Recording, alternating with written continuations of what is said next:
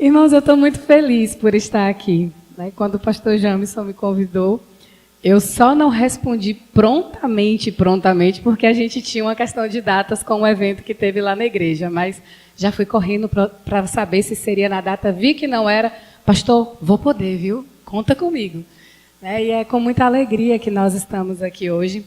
Estou um pouco nervosa, mas nós sabemos que Deus está no controle de todas as coisas. Amados, quando o pastor Jamison falou comigo, ele disse que o tema da noite, da semana, né, era mulheres fortes em tempos de crise. E eu comecei a pensar. Eu sou uma pessoa assim que, mesmo quando não quero, a cabeça está trabalhando, pensando em várias coisas. E eu gosto muito de procurar saber o que significa aquela palavra, para ver o que pode ajudar. Né? E aí, quando a gente vai pensar em crise, a gente vê que realmente nós estamos vivendo tempos de crise. Mas aí eu fui para mulheres fortes. E a Bíblia, ela traz exemplos de muitos homens e de muitas mulheres que foram fortes, foram corajosas, tiveram que ter bom ânimo, como diz o texto, né, para serem usadas pelo Senhor para o propósito que Deus tinha naquele tempo. Eu pensei até em falar sobre um homem, mas depois não, é a Semana das Mulheres, é o aniversário da MCM, então vamos pensar em uma mulher. E a mulher, assim, que Deus tocou em meu coração para que nós refletíssemos sobre a vida dela nessa noite, foi a de Esther. Eu poderia falar muitas outras, amadas. Eu podia falar de Ana, eu podia falar de Maria, mãe de Jesus, Maria Madalena, Raabe. Eu podia falar de Ruth. Eu podia falar de Jael, que foi uma história que eu vim me recordar recentemente, conversando com meu esposo. Mas o meu coração, ele se alegrou e ele se voltou com a história de Esther. A história de Esther é uma história muito conhecida, mas eu creio, né, que as irmãs, os irmãos aqui presentes conhecem a história de Esther completa. Mas assim, vamos fazer só um resumo. Os irmãos já podem ir abrindo a Bíblia no livro de Esther, que nós vamos ler esse texto, né?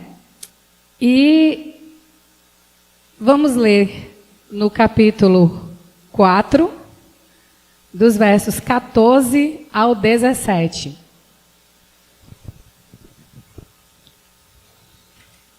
E eu sei que eu poderia, como eu estava dizendo, falar de várias outras, porque foram usadas pelo Senhor.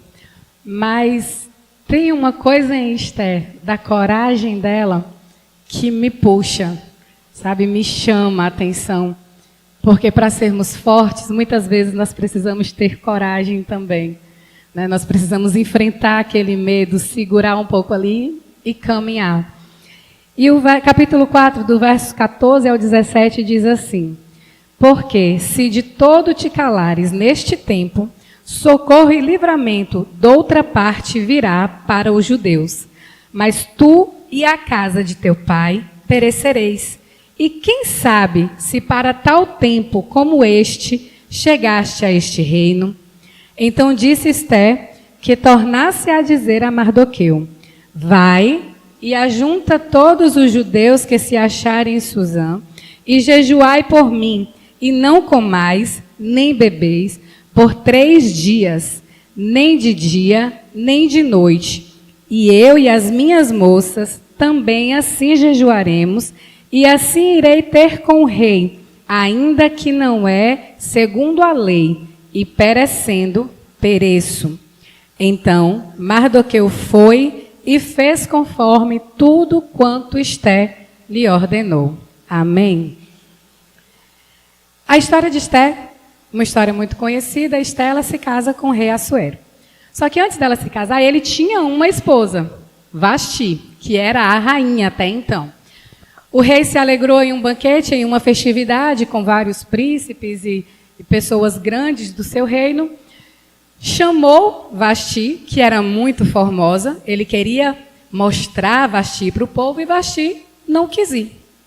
Vasti foi convidada a estar no palácio, na presença do rei, e ela disse, não vou. O rei se enfurece, o rei acaba com tudo ali, Vasti, tchau, já foi ali, e ele pede então, ele é aconselhado em como proceder, e ele vai e manda, né, um novo decreto que para a nova rainha que fosse enviado cartas e chamasse, convidasse ao palácio todas as moças virgens e formosas. Essas moças vão ao palácio, elas começam a ser apresentadas uma a uma, elas são preparadas, porque assim, você vai ser rainha, você não pode ir de qualquer jeito. Então a gente precisa botar a nossa melhor roupa, ajeitar o cabelo, estar... Aí eu me lembro hoje, eu me arrumando, o Guilherme virou para mim e fez assim, mãe, por que a senhora sempre passa essas coisas assim, me maquiam, né? Aí eu fiz, filho, é para ficar bonita. A mulher gosta dessas coisas. Aí ele, tá, e tudo bem. Então, assim, se a gente já tem essa preocupação no nosso dia a dia, Esté estaria e as outras moças estariam à frente do rei. Então, elas vão para o palácio, elas são preparadas com belos banhos, com roupas maravilhosas, e começam uma a uma a ser apresentada ao rei. O texto vai trazer que quando Esté entra no palácio, o coração do rei ele se alegra. O coração do rei bate um pouquinho diferente ali, ó, aquela coisinha que dá aquela palpitada, os olhos brilham. Que mulher formosa! Dentre todas, a mais linda, a mais especial, é com ela que eu vou me casar. E o rei toma Esther para si, para sua esposa, e ela se torna agora rainha. Isso a gente vê aí, né, nos primeiros capítulos do texto. Só que Esther era judia, mas ela não conta isso para o rei. Então, a gente já começa a ver que nem tudo são flores na vida de Esther, porque ela tinha uma informação que estava ali guardada para ela. O rei também começa a ter um apreço maior por uma pessoa do reino, um amigo, e coloca este homem como um grande para todo o seu reino, Amã. E ele engrandece Amã. Amã começou a ser o braço direito do rei e aconselhava o rei, mas Amã tinha um probleminha com Mardoqueu. E Mardoqueu, o texto trouxe que ele era o que de Esther? Tio. Ele era o tio de Esther, ele era judeu, e Amã não gostava. Por quê? Ele era grande no reino, ele passava todo glorioso no seu cavalo, e ele queria que todos se prostrassem. O que Mardoqueu fazia? Não me prostro, não vou. E Amã, ele começa a ficar enfurecido com a insubmissão de Mardoqueu. Aí o que ele faz? Vai até o rei, conta-se uma história, né? E, rei, mande lá cartas para que todos os judeus sejam mortos. Dê cartas liberando as pessoas para matar e ainda dê recompensa para quem assim o fizer. Mardoqueu e o povo judeu recebem essa notícia com muita tristeza. E Mardoqueu vai para frente do palácio, para as escadas do palácio, tira suas vestes, rasga suas vestes, como forma de demonstrar o seu pranto, a sua tristeza. Porque era muito mais do que só estar, estou triste. Não, ele estava realmente assolado por uma tristeza muito grande. Porque ele sabia o que estava sendo preparado para ele e para o povo judeu. E ele faz com que todo esse enredo chegue a Esther. Esther está lá no palácio, na ala da rainha, que era separada da do rei, né? E ela fica sabendo. E aí Mardoqueu já faz, né? Ela sabe e fala, agora é você que vai ter que clamar pelo povo. Você foi colocada aí. Em primeiro momento, se a gente fosse ler um pouquinho antes, a gente vai ver que ela meio que faz assim, mas como é que eu vou para a presença do rei? Eu não fui chamada. Eu não posso simplesmente chegar lá e... Oi, rei, estou aqui, eu quero conversar. Não. Né? E aí ela fala para Mardoqueu que ela não sabia como fazer para resolver essa questão. e ele vai chamar a atenção. Será que não foi para isso? Para esse momento de crise que o povo judeu está vivendo, que você foi colocada aí no palácio? Quantas vezes nós somos colocados por Deus em um determinado lugar, justamente porque aquele lugar vai enfrentar um momento de crise e você vai ser o instrumento que Deus quer usar? Quantas vezes, se vendo neste perfil, você diz assim: Senhor, vou não. Eu não sei falar. Eu não, Pai. Aí ele vai e chama: foi para isso que eu te coloquei aí. Quem é que fez a boca?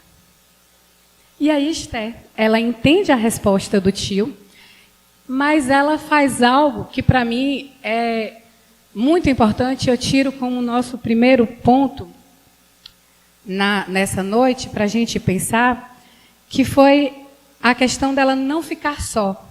Ela poderia, irmão, simplesmente fazer assim: tudo bem, eu entendi o que é que meu tio quer de mim, então eu vou ali, eu vou orar, eu não como esses dias, avisar logo o copeiro, não traga comida, e eu vou ficar no meu cantinho ali por 3 dias. Mas ela não faz isso. Jejua comigo e ora comigo, todo o povo judeu. E eu e as minhas moças também faremos isso por 3 dias. Esther sabia que sozinha ela não tinha condições de nem mesmo se preparar. Mas ela sabia que Deus poderia capacitá-la para fazer. Mas ela também sabia que muitas vezes a gente precisa fazer algumas coisas só. Mas naquele momento ela precisava do outro. E às vezes isso acontece com a gente. A gente às vezes, num momento de crise, a gente pode se isolar, ficar muito calada, ficar quieta. E eu digo assim que todas as vezes que eu vou falar, que eu vou trazer a mensagem, eu tenho um conflito muito grande antes comigo mesmo, pela forma como Deus fala ao meu coração. E eu agradeço, porque senão seriam só palavras. E eu sou uma pessoa que eu seguro ao máximo, gente. Tem tal coisa ali, eu estou ali, ó. Eu estou tentando de um lado, eu tento do outro, eu vou ler, eu vou pesquisar. Porque às vezes eu acho que se ninguém se dispôs a fazer comigo, é porque está todo mundo muito ocupado. Então eu vou sozinha, eu me afasto, eu vou, eu luto. Mas o que Esther me ensina, tem me ensinado esses dias e me ensina hoje, é que às vezes, muitas vezes, a gente vai precisar chamar o outro para a batalha com a gente. E parece brincadeira falar isso, irmã, sabe por quê? Eu cresci na igreja. Sabe quantas vezes eu já ouvi isso?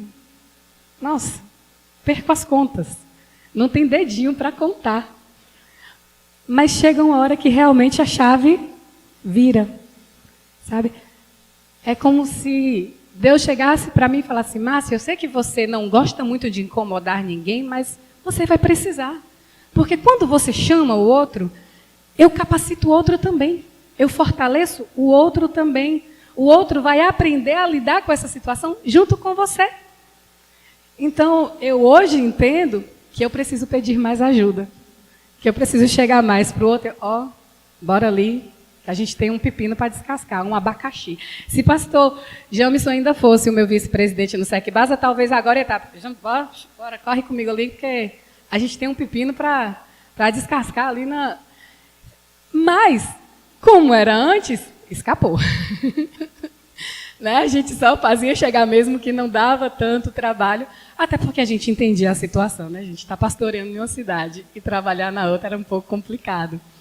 Mas assim, Estela vai e faz, ela chama, ela pede ajuda, ela não se isola e ela nos ensina que nós vamos precisar de outros. E aí eu me lembro de Paulo, quando em uma das suas cartas, se eu não me engano, a de Timóteo, ele se vê sozinho. Demas me abandonou. Ele amou demais as coisas do mundo e me deixou. Então, traz Marcos, porque ele vai ser útil para o Evangelho. Então a gente vê uma postura de chamar o outro, de não ficar só. Paulo poderia continuar pregando o evangelho sozinho? Poderia, irmãos? Poderia.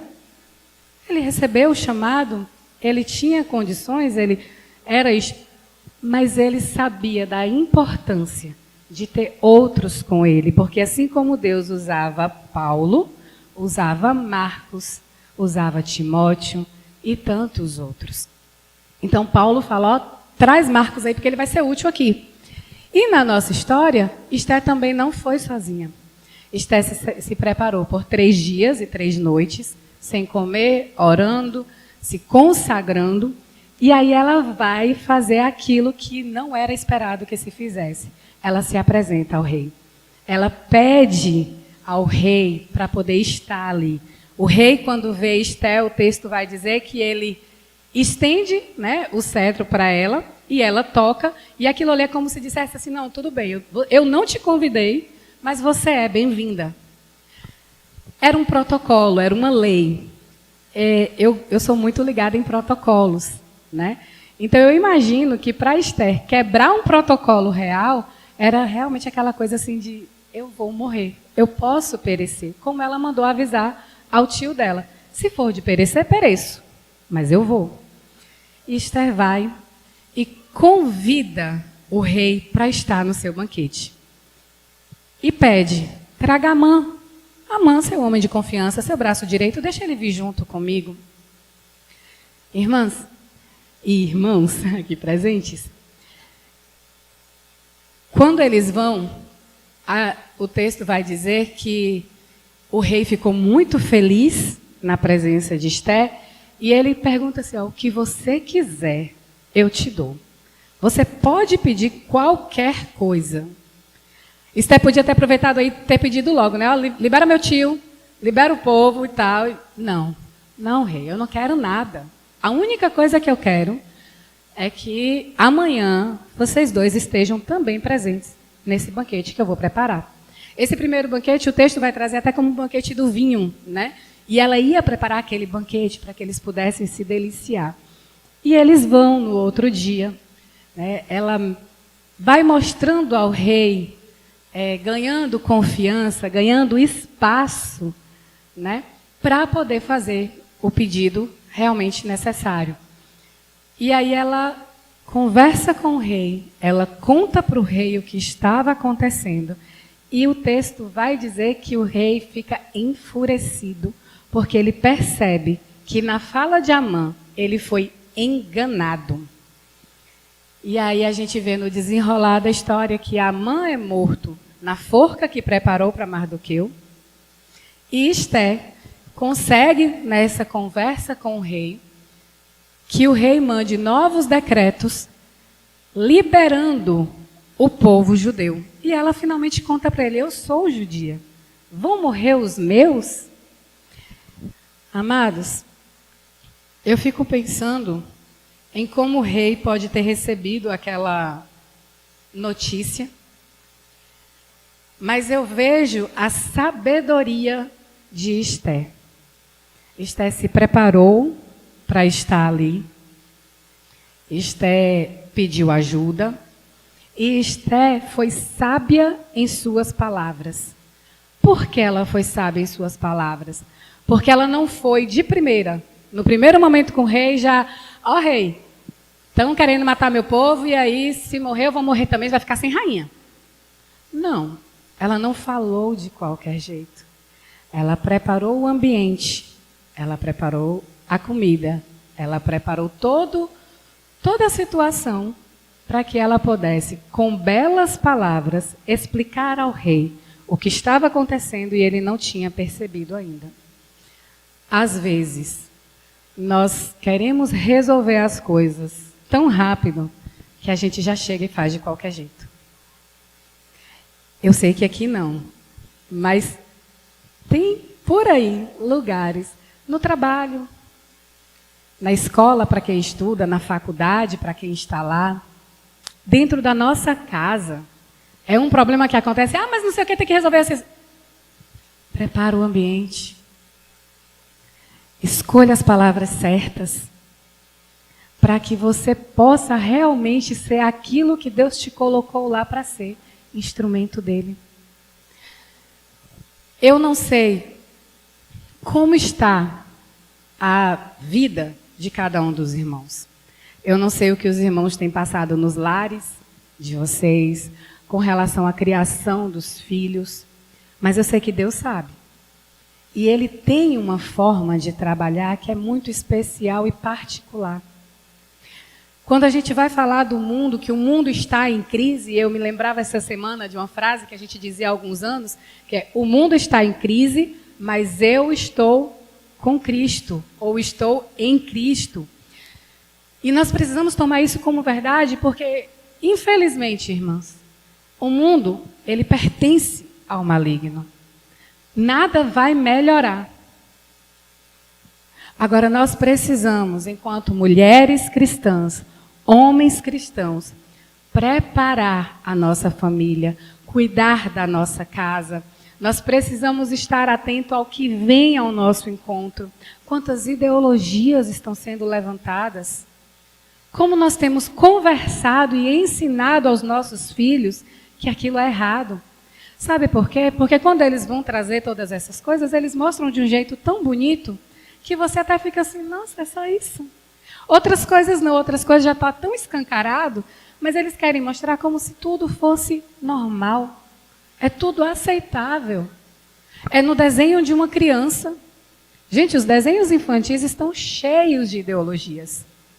E o que nós, mães de crianças, menores, estamos fazendo com relação a isso? Será que a gente está atento ao que os nossos filhos estão vendo?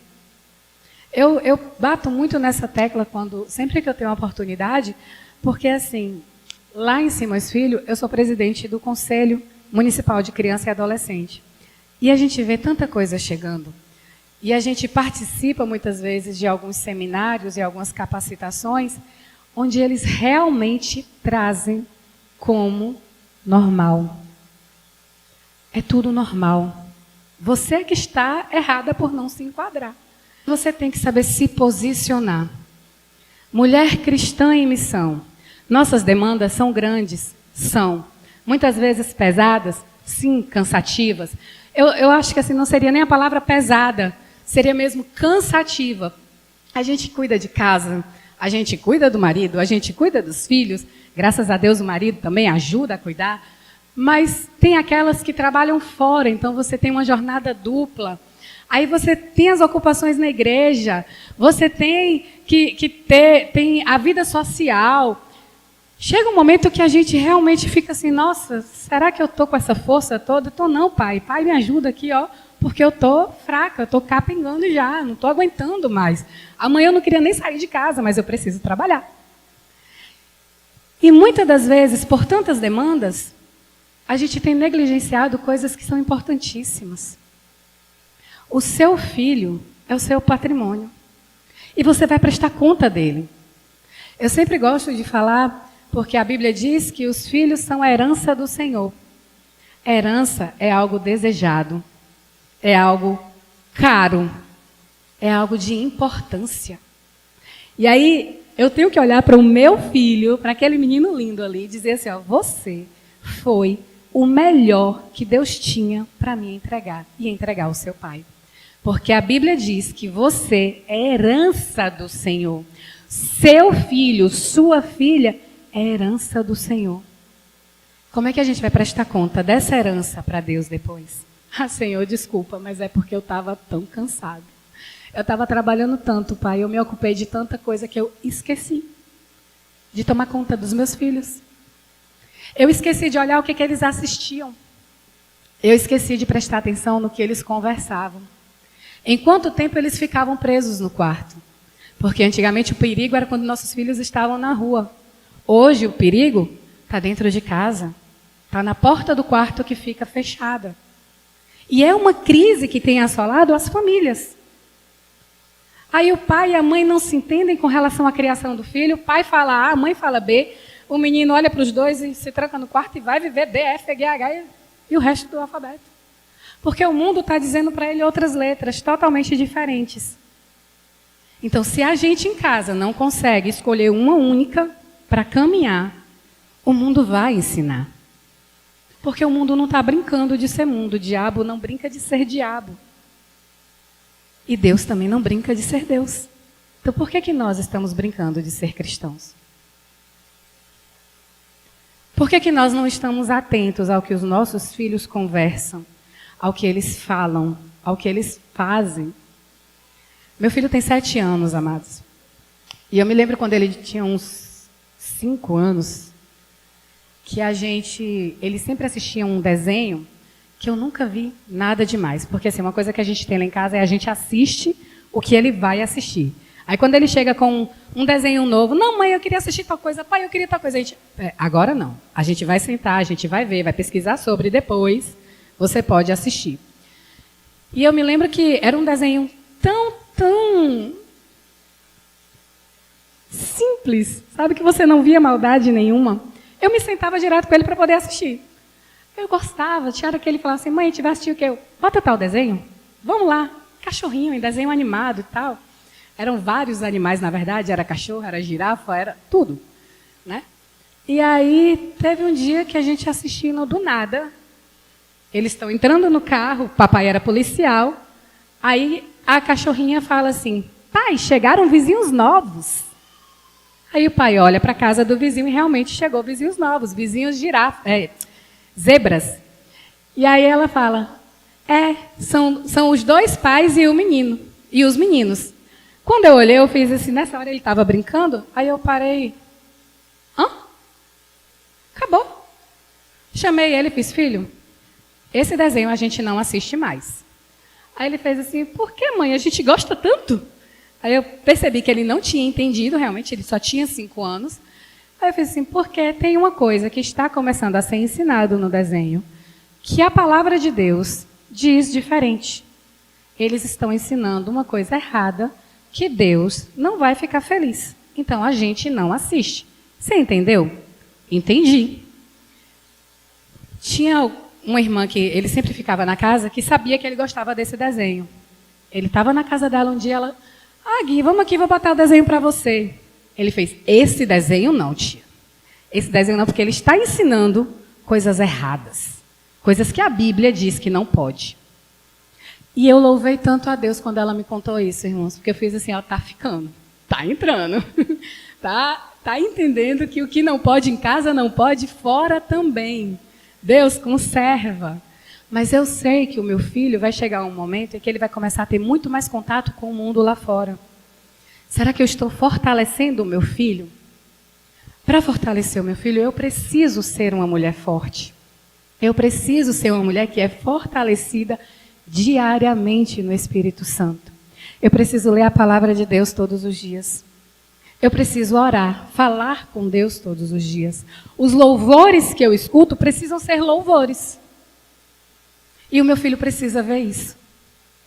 Guilherme entrou numa fase em que, às vezes, assim, tá passando uma música de comercial, às vezes é até de campanha, né? Aí começa a passar, eu não sou muito de assistir televisão, eu assisto pontualmente algumas coisas. E aí esses dias começou a passar e eu começo a cantarolar a musiquinha da campanha.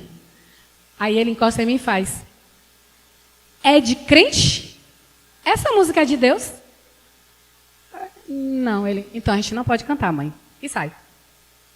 Aí eu, muito bem, é isso aí. Ele precisa aprender isso. Então, o que a gente escuta em casa? O que você escuta que seus filhos escutam também? O que às vezes a gente permite que os nossos filhos escutem mesmo quando a gente não escuta? Botou uma música, aquilo não agrada a Deus. Lembra seu filho a quem ele pertence. Lembra seu esposo a quem ele pertence. De onde Deus tirou vocês. Sabe por quê, irmãos? O mundo pode estar em crise, mas as nossas famílias precisam superar as crises que o mundo coloca. Mas se a gente não se fortalecer na palavra de Deus, vai passar. Nós vamos ser engolidos. Aí a gente chega no trabalho, tá lá, um monte de amigo, um monte de colega que é palavra errada o tempo todo. E o que a gente faz? A gente não vai mandar ninguém calar a boca, até porque, primeiro, a gente tem educação. E, segundo, não são cristãos. Eles vão falar daquilo que eles vivem. Mas e eu? Eu costumo dizer para os adolescentes, eu sou professora dos adolescentes na igreja, que assim, não são os colegas dele que têm que parar de fazer as dancinhas do TikTok. Não são os colegas deles que têm que parar de contar piada obscena. São eles que não podem estar nesse meio. São eles que, ao perceber que a piadinha ali está indo para um caminho errado, sai. Não precisa nem falar nada não, porque eles vão perceber. Como eu disse, eu nasci praticamente dentro da igreja. Fui criada dentro da igreja, me converti com 4 anos de idade. Com 4 anos de idade, o Senhor me chamou para uma obra diferente. E eu cresci me preparando para isso. E eu me lembro que nas rodas da escola, eu brincava com todo mundo, eu resenhava com todo mundo, eu tinha meus momentos de lazer com os meus colegas, mas quando a coisa começava, eu me retirava e eles já sabiam. Aí tinha momentos em que sempre tinham que fazer assim, ei, não fala não, Márcia está aqui. Márcia está aqui. Márcia não participa dessas coisas. O professor queria fazer coisa botando todo mundo para dançar. Não danço não. Ah, Márcia, é só uma dancinha da escola. Danço não. Mas, Márcia, será que é que meu pai venha na escola para conversar? Porque se quiser a gente chama meu pai, mas eu não vou dançar. A dança que se faz na igreja é diferente. A gente viu uma aqui, muito bonita. É diferente do que o mundo faz. E a gente precisa começar a mostrar isso na nossa vivência para os nossos filhos. Quando as ideologias batem na porta da sua casa, televisão, internet, o que você tem feito? Como eu tenho agido? Quando os ensinamentos de que tudo pode, o amor é livre. O amor é livre? O que Deus me diz? Deixará o homem, a sua família, e iniciar a sua mulher. Não são as suas mulheres, nem a outros homens, nem a mulher vai ficar com outras mulheres, e nem se unirá a outros homens. É um de um. É o princípio bíblico. E muitas vezes, amados, nós não estamos ensinando os princípios dentro da nossa casa, nos fortalecendo, porque a gente também se perdeu. Porque a gente começou a achar que falar vai dar problema para a gente. Não, mas eu não posso falar. Porque se eu falar, fulano até me processa. E sabe o que tem acontecido? O mundo tem vencido as crises diante dos cristãos. Porque o mundo tem ditado para nós o que nós devemos ser e fazer. Enquanto que nós é que somos sal, que faz o que o sal? Não sou boa cozinheira, gente, mas eu sei que aqui tem boas cozinheiras. O que o sal faz com a comida? Dá sabor. Logo quando eu casei, gente, olha, me ama. Eu digo, me ama de verdade. Porque quando eu casei, pense em uma pessoa que tinha uma mão pesada para salgar a comida. Teve uma vez que eu fiz foi feijão? Ou foi uma carne, eu não lembro agora. Mas estava tão salgado, tão salgado. E eu botava a comida dele primeiro, né? Porque assim, enquanto eu estava terminando de arrumar as coisas, ele ia lá e ele botava a comida dele. Aí ele botou. Quando ele botou, era a primeira vez que eu estava fazendo, eu fiz assim, e aí? Ele botou, muito bom, filha. Aí eu, que bom, gente, eu consegui. Fui botar meu prato. Pelo amor de Deus, não come. A gente come pão, a gente come biscoito.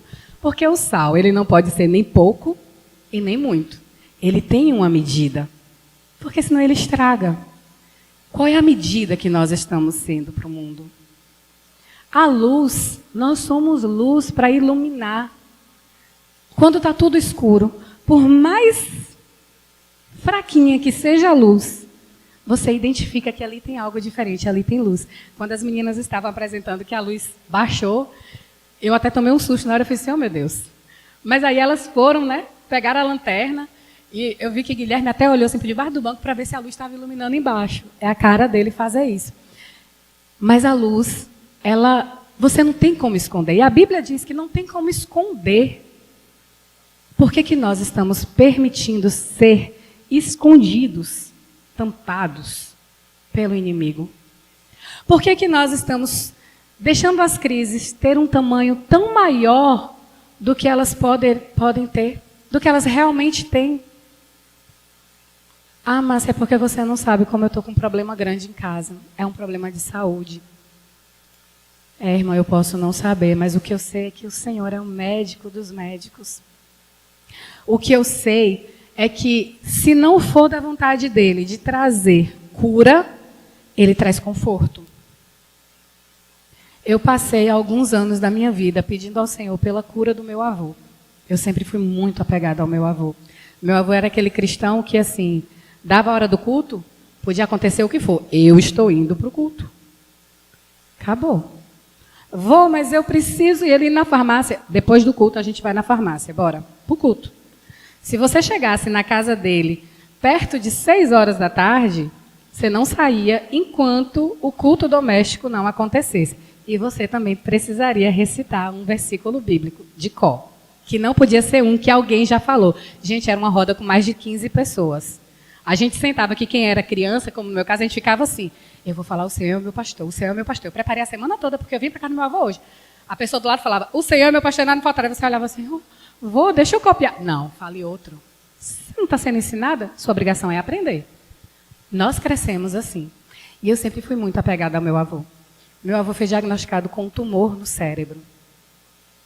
O médico olhou para ele e fez assim, pode fazer a químio, vai fazer a rádio, pode fazer a cirurgia, mas é um tumor que a pessoa não tem 2 anos de vida, depois que descobre. Se ele ficar 1 ano pela idade dele, 1 ano já vai ser muito. Meu avô fez a cirurgia, meu avô fez rádio, fez químio, e a gente orando por ele, orando com ele. E quando a gente teve um tempo que levou no médico, ele fez assim, nossa, Senhor Tião ainda está entre nós.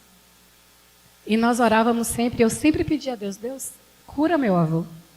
Cura porque eu não sei se eu vou aguentar ficar sem ele. E meu avô ficou ainda 3 anos, 3 anos e meio, mais ou menos, vivo depois do diagnóstico. E o tumor dele voltou, e quando voltou o médico disse que realmente não dava mais para fazer a cirurgia, porque ia tirar mais um pedaço do cérebro dele.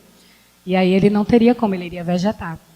E durante o tempo da cirurgia dele, da doença, nós vivemos muitas experiências com Deus. Eu pude ver um homem que realmente tinha fé em quem era o Deus dele. Ele tinha um tumor no cérebro, amados. Eu nunca vi o meu avô se queixar por ter estado doente. Nunca vi. Eu nunca vi meu avô sequer questionar. E eu me lembro que uma vez eu questionei próxima a ele. Eu estava com ele, e aí eu fiz assim, eu olhei para ele, a situação que ele estava, e eu fiz assim, meu Deus, por que que o Senhor permitiu que o meu avô ficasse assim? Porque logo ele, pai, sempre foi tão ativo na igreja, diácono, vice-presidente, cantava no coral, tinha prazer de estar na tua casa e hoje nem lá ele pode ir.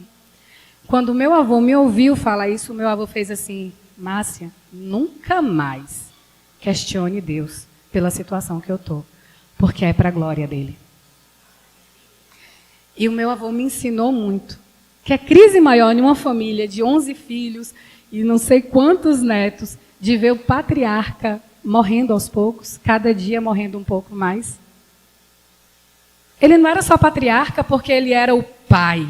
Ele era o patriarca porque ele também tinha o prazer de ensinar a todos a palavra de Deus. E aquilo era algo que mexia com a gente e a gente aprendia constantemente. E eu me lembro que uma vez, vindo visitá-lo aqui em Salvador, ele estava fazendo a químio e a rádio, e minha tia que estava acompanhando, ele fez assim, Márcia, o cérebro de papai já não é mais não é a mesma coisa mais. Ele esquece das pessoas, esquece de coisas, ele vai fazer uma coisa, ele trava, ele vai falar uma coisa e do nada ele para. E aí eu fiz assim, infelizmente a gente sabia que isso aconteceria. E aí a gente sentou na sala, sentou nós 4, né? Eu, minha mãe, minha tia e meu avô. E aí ele fez assim, vamos brincar de Bíblia. Aí eu, bora. A brincadeira que ele mais gostava quando a gente era mais novo. Vamos lá, Márcia, o que está escrito em Tiago 1:2? Era assim. Ele escolhia o livro, escolhia o capítulo, o versículo e você precisava saber.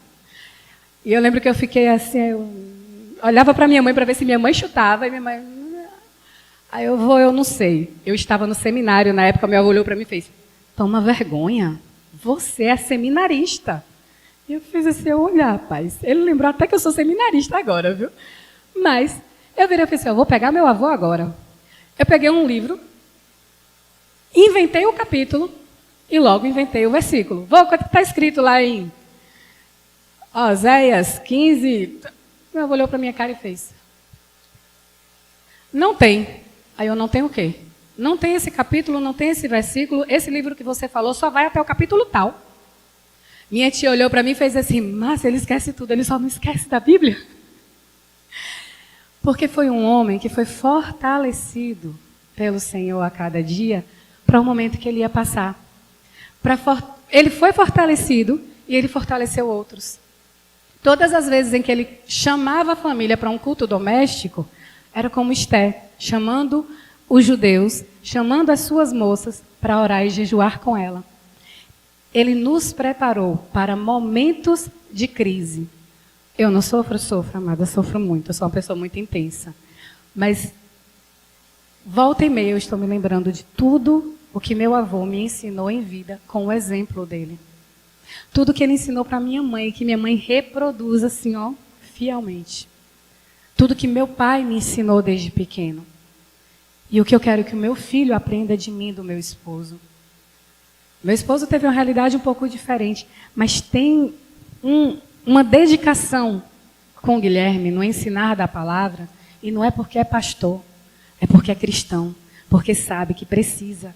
Porque a mesma obrigação que a gente tem como família pastoral, Leoni tem junto com Jamerson, enquanto família pastoral, todos nós, todos vocês têm, porque são cristãos, salvos e remidos, chamados para fazer a diferença, chamados para se fortalecer, para fortalecer outros, se prepararem. Mulheres fortes em tempo de crise, o tempo de crise que você está vivendo, o Senhor pode te ajudar a passar. O Senhor vai te dar sabedoria como deu sabedoria a Esther. Você vai entender que precisa contar com outras mulheres e com outros homens, outras famílias.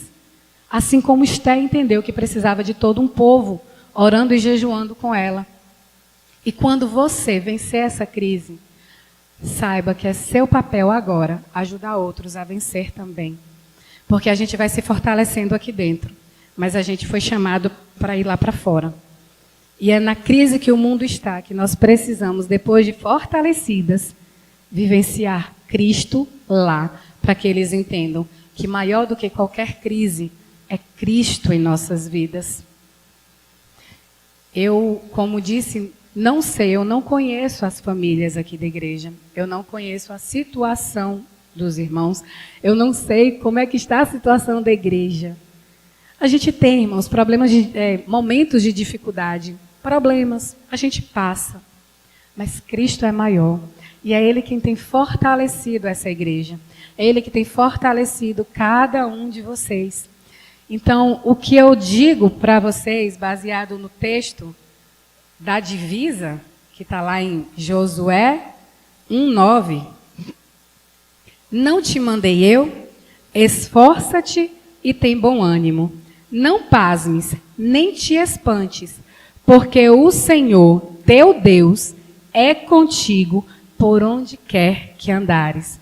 O que Deus diz a você, mulher, homem, adolescente, criança, que está aqui hoje é, não te mandei eu? Esforça-te, tem bom ânimo. Não precisa ficar assustado porque você acha que o problema é grande demais, porque... Não. Eu, o Senhor, teu Deus, estou contigo. Ele não deixou Esther padecer. Ele não vai deixar que você padeça. Quer dizer que você vai vencer tudo na vida? Não. Eu não sou desse evangelho, irmãos, que só diz que na vida da gente tudo é vitória. Não pertenço a ele. Mas eu entendo que, como a gente canta muitas vezes, se é para passar pelo vale, a gente passa, mas Deus está. Se é para ir para lugares alegres, a gente também vai estar lá, junto com Deus. Então, Não importa o tamanho do problema. Só busque, assim como Esther buscou, se fortalecer. Busque se fortalecer no Senhor também.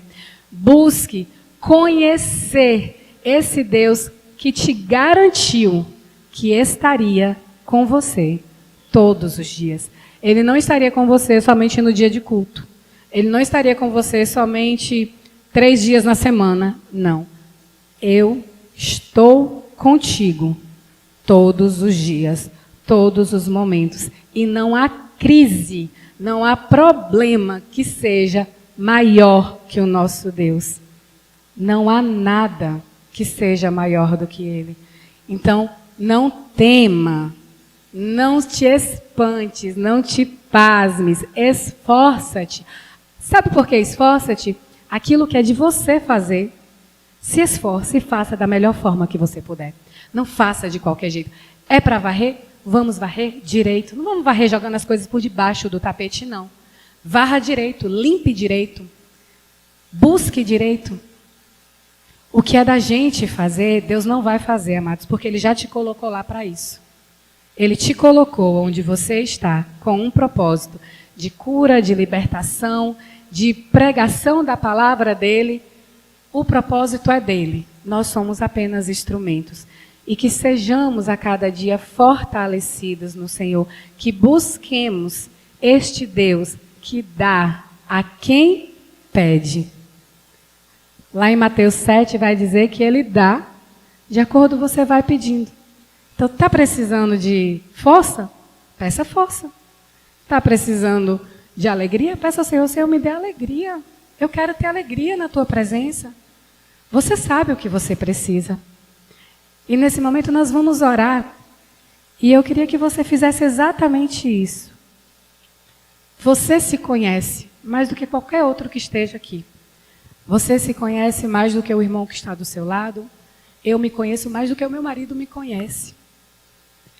Então eu sei o que eu preciso para me sentir realmente fortalecida no Senhor para vencer as batalhas que eu tenho enfrentado, que têm se levantado sobre a minha vida. Eu queria que você abaixasse a sua cabeça nesse momento, que você falasse com Deus, que você abrisse o seu coração para Ele, sobre tudo o que você tem passado, mas crendo que Ele vai te fortalecer, crendo que Ele está do teu lado, você não está passando sozinho, e que tudo isso é nada se comparado com Ele. Mas peça ao Senhor para te dar naquilo que você precisa, dentro das suas angústias, das suas limitações. Peça ao Senhor aquilo que você sabe que, Senhor, se o Senhor me der ânimo, eu vou me sentir mais capacitada, fortalecida para enfrentar essa questão na minha casa, para enfrentar essa questão com meu colega de trabalho, para enfrentar essa questão com a minha vizinhança, não importa, com a minha família, meus irmãos, meus pais. Só peça ao Senhor neste momento. Eu vou deixar um momento para que você esteja orando, para que você abra o seu coração ao Senhor. E logo depois nós oraremos juntas.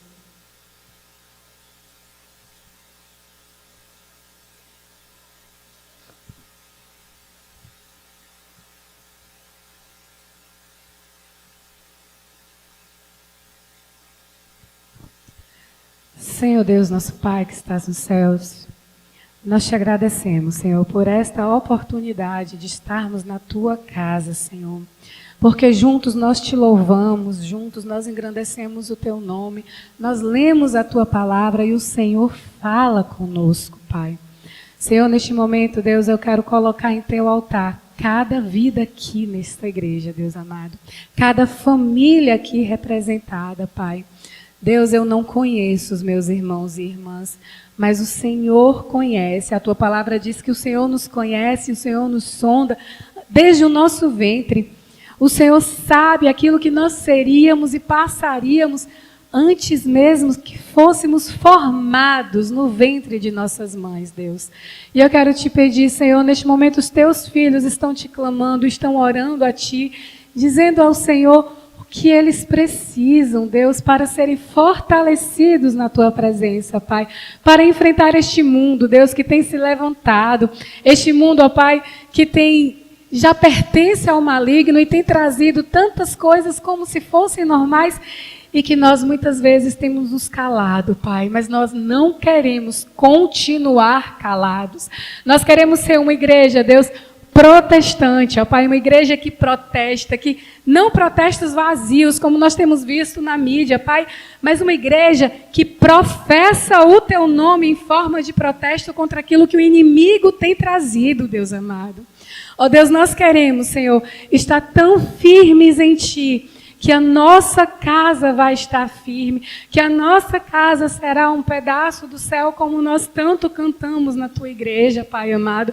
Nós queremos, Senhor, sentir a Tua presença, Pai, e nos sentir alegres, Senhor, não nos preocupar com o amanhã, não nos preocupar com os problemas, Senhor, porque entendemos que o Senhor nos escolheu para estarmos aqui com um propósito, Deus amado, e o Teu propósito vai se cumprir, Deus. Mas que se cumpra, Senhor, o Teu propósito na vida de cada irmão aqui, Deus amado, que nós não deixemos as oportunidades passarem, Deus, que nós não nos calemos, nós não nos isolemos, Deus, mas que nós possamos juntos, Deus, clamar a Ti, que nós possamos juntos, Senhor, enfrentar os problemas, Deus, com sabedoria, com coragem, Pai, para fazer aquilo que o Senhor tem proposto a cada um de nós. Eu tenho certeza, Pai, que o Senhor já trouxe situações ao coração de cada filho Teu aqui. Situações que eles têm vivido, Pai, que têm tirado noites, Deus amado, que têm dado preocupação. Mas o Senhor diz também a cada um deles: quem te mandou fui eu. Se esforcem a fazer o que vocês podem fazer, ao que eu já capacitei vocês a realizar. Tenham alegria na minha presença. Não se espantem com as coisas que estão se levantando, porque eu, o Senhor, estou contigo. Ó Deus, muito obrigada, Pai, por Tua presença em nossas vidas. Muito obrigada, Senhor, porque o Senhor está sempre chamando a nossa atenção, ó Pai, para a necessidade, a importância de Te buscarmos, Pai. Nós sabemos que o Senhor não precisa de nós, mas o Senhor deseja ter intimidade, amizade conosco. Obrigada, Senhor, por ser o nosso Deus. Obrigada, Senhor, por cada família aqui. Porque eu sei, Pai, que neste momento o Senhor está fortalecendo pais, fortalecendo mães, avós, tios, tias, fortalecendo os filhos para viverem juntos em Tua presença, ó Pai, cumprindo os Teus mandamentos, Senhor. Não se rendendo aos manjares que o mundo tem oferecido, mas entendendo que estar na Tua casa, estar na Tua presença é o melhor lugar, que não há outro lugar que se compare a estar na Tua presença, Deus amado, que não há nada, Senhor, desejo algum, alegria momentânea nenhuma, que se compare com a felicidade de ter o Senhor como nosso Deus, de ter o Senhor como Rei nas nossas casas, Pai. Ó Deus, abençoa, Pai, cada um aqui. Abençoa, Senhor, esta igreja, Deus. Nós sabemos que as famílias fortalecidas é sinal de uma igreja fortalecida, Pai. Então, que esta igreja seja forte, Deus amado. Que seja conhecida aos arredores dessa cidade, Pai. Que Dias d'Ávila possa saber que o Senhor é o Senhor desta casa, Senhor Deus. Que nada, Senhor, vai adentrar essas portas que não esteja em comum acordo com o que a Tua palavra já deixou, Pai amado. Porque não há evangelhos novos. Existe, Senhor, a Tua palavra, que é a mesma que foi ontem, é a mesma hoje, será eternamente, Pai. Muito obrigada por esta casa, neste lugar, Deus amado. Que vidas possam ser alcançadas através do evangelho que aqui é pregado. Continua, Senhor, abençoando o pastor Jamison, Senhor Deus. Continua, Senhor, sendo com ele em todos os momentos, Pai. Fortalece o teu filho, dá alegria, dá ânimo, disposição para ele continuar fazendo a tua obra, Senhor. Para que ele possa continuar cumprindo o propósito para o qual ele foi chamado neste lugar, Senhor Deus. Abençoa, Senhor, os ministérios desta igreja. Abençoa as lideranças desta igreja, Senhor Deus. Que possam ser todos, Senhor, todos, do menor ao maior, do mais novo ao mais velho, fortalecidos, revestidos, restaurados pelo Senhor, Deus. E continua, Senhor, falando aos nossos corações. Em nome do teu Filho amado Jesus. Amém.